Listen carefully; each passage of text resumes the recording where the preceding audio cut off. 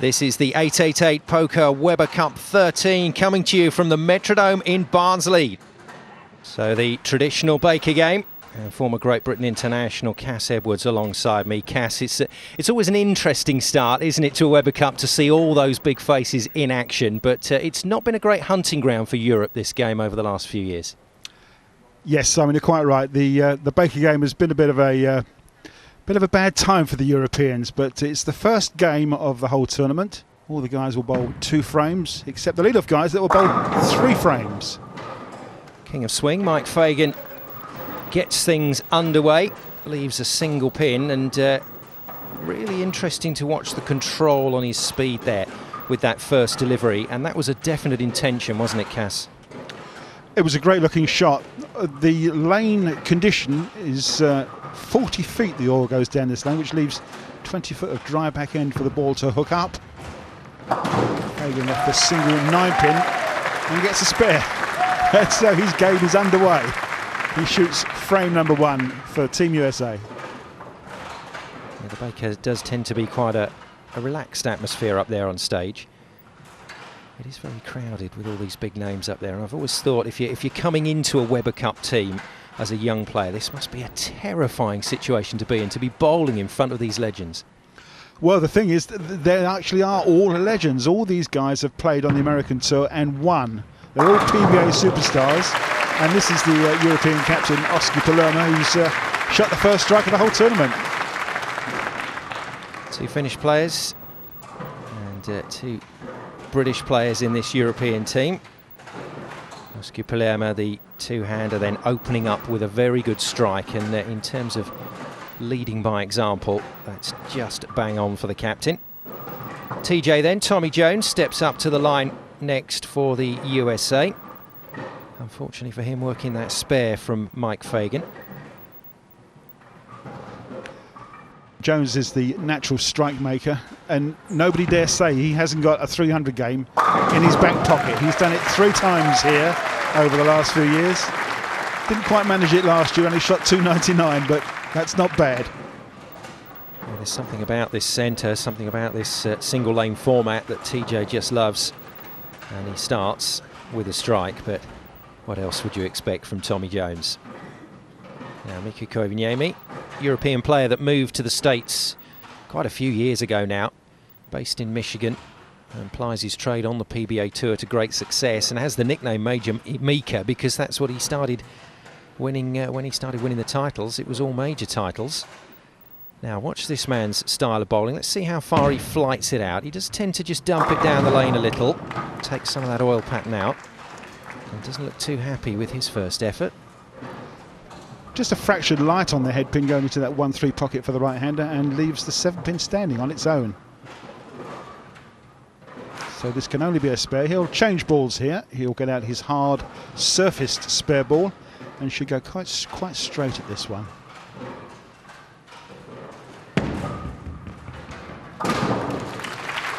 The plastic fantastic, the spare ball does the job, and up out of the chairs the European team, just trying to get this team spirit rolling.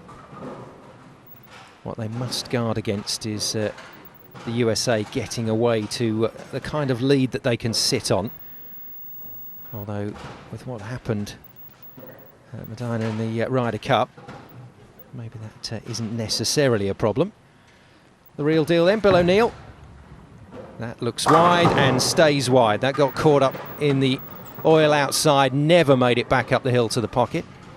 Yeah, I think he must have thought he was going fly fishing there, because he just threw that one so wide and waited for it to come back, and it didn't.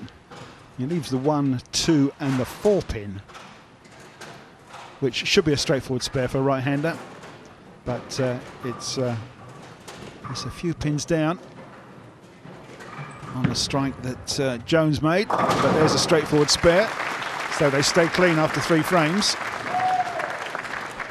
Yeah, first and foremost in these Weber Cup games, you know, it is a sprint format. When you're up on the stage, you're only up there for a very short period of time, so first and foremost you've got to stay clean, and by that we mean you've got to make sure that you don't leave any open frames. And then after that, Cass, it's about trying to get those combinations of strikes if you can. 2, then 3, then 4. Well, that's certainly what we hope to see, Simon. Yeah, these guys know exactly what they need to do. And just say, start off with a strike, let's get 2 in a row, and then go for 3, 4, and possibly more. And Dominic Barrett, straight in. Looked very good into the pocket and reaped the rewards. So 2 strikes and a spare for Europe, but unfortunately those 2 strikes not back to back. Chris Barnes then, the American captain, son of Jor-El, and for those of you that know your comic books, that equates to Superman.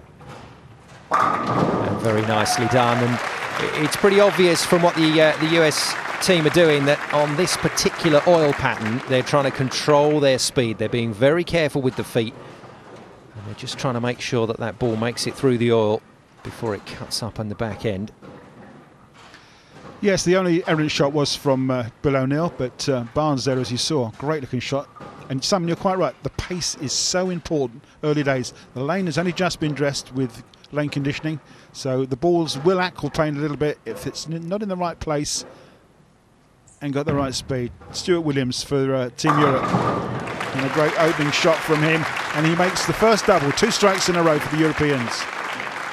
And I like that. That is very Stuart Williams. He does do things in his own way, and look how straight this line is. Yeah, it just sails out a little bit to about the 10th ball. Comes in a fraction light, but he gets a kick on that 10 pin, and that's 2 strikes in a row. Great looking shot.